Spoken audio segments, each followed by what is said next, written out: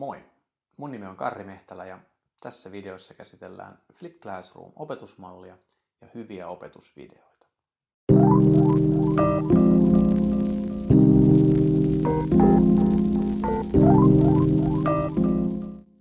Nämä molemmat oleellisesti liittyy mun juuri valmistuneeseen Pro-gradu-tutkielmaan, joka on luettavissa Helsingin yliopiston e-thesis-järjestelmästä. Laitan linkin tuohon videon alle, niin kannattaa käydä tutustumassa. Tässä gradussa mä tarkemmin avaan käänteistä opettamista eli Flipped Classroomia ja sen taustalla olevia teorioita. Lisäksi mä käsittelen videoiden opetuskäyttöä kansainvälisesti, mutta erityisesti suomalaisissa kouluissa. Tässä työn empiriaosuudessa mä haastattelen 3 suomalaista lukion aineopettajaa, jotka ovat jo monien vuosien ajan tehneet sekä opetusvideoita että käyttäneet Flip Classroomia työssään. Kannattaa tutustua. Sivuja on vajaat 70 ja sisältö täyttä rautaa. No mutta mistä tässä Flip Classroom-opetusmallissa sitten oikein on kyse? Asia on hyvä havainnollistaa vertaamalla sitä perinteiseen opetukseen, joka on monille meistä tuttu peruskoulusta. Siinähän opettaja puhuu yleensä luokan edessä ja puhuu, jonka jälkeen hetki työskennellään. Tämän jälkeen antaa läksyt ja läksyt sitten tehdään kotona ja tarkistetaan seuraavana päivänä. Flip Classroomissa eli käänteisessä opettamisessa nämä läksyt ovat opettajien tekemiä opetusvideoita, jotka katsotaan kotona omalla ajalla. Kun tullaan kouluun, ei opettajan tarvitse enää opettaa tätä aihetta, vaan pieni lyhyt kertaus riittää. Näin ollen työskentelylle jää enemmän aikaa ja vastaavasti opettajan ohjaamiselle jää myöskin enemmän aikaa. Oppitunnin rakenne muuttuu selvästi ja tutkimusten mukaan oppilaiden viihtyvyys myös lisääntyy. Flip Classroomia on perinteisesti käytetty varsinkin matematiikan opetuksessa. Laskeminen soveltuu hyvin opetettavaksi videoiden avulla ja myös muut luonnontieteet, kuten esimerkiksi fysiikka ja kemia, ovat usein yliedustettuna opetusvideotarjonnassa. Entä minkälainen on hyvä opetusvideo? Niitähän löytyy paljon YouTubesta ja erilaisista mookeista, kuten esimerkiksi Khan Academystä. Olen luonut 4 sääntöä, jotka määrittävät hyviä opetusvideoita. Ja noudattamalla näitä sääntöjä sinun opetusvideostasi tulee hyvä ja vaikuttava. Sääntö numero 1.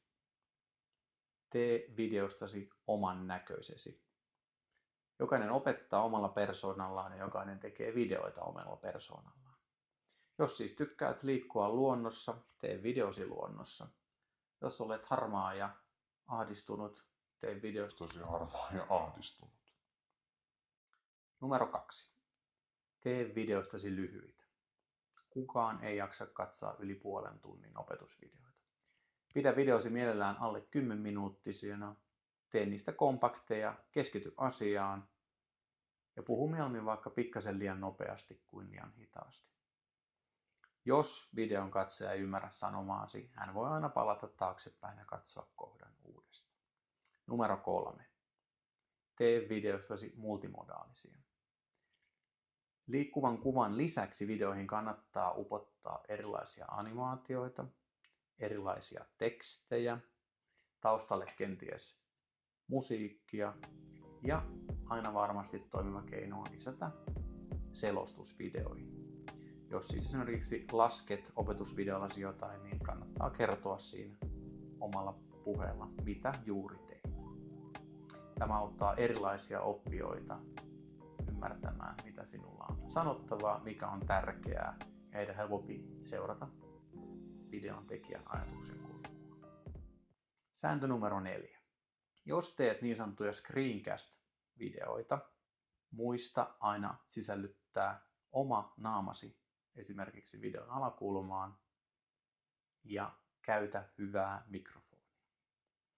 Screencast-videothan ovat ehdottomasti eniten käytetty opetusvideotapa. Niissä videon tekijä kuvaa näytöllä tapahtuvaa toimintaa ja selostaa omalla äänellään, mitä siinä tapahtuu. Ne voivat olla esimerkiksi matemaattisten kaavojen ratkaisuja tai niin kuin tämä tässä näkyvä video, jossa muutan Excelissä numerot pylväsdiagrammeiksi. Tee videoita. Liian harva opettaja tekee videoita. Tee niitä videoita innostuneesti. Opiskelijat varmasti arvostavat niitä. Jaa ne YouTubessa, perusta sinne esimerkiksi oma opetuskanava, jolloin muutkin kuin omat oppilaasi voivat hyötyä näistä videoista.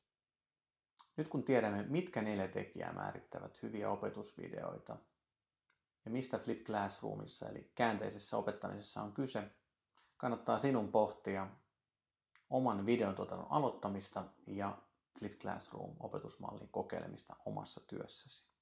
Flip Classroomiin siirtyminen on aluksi epäilemättä raskasta, sillä videoita pitää tehdä ja niiden tekemiseen aluksi menee paljon aikaa.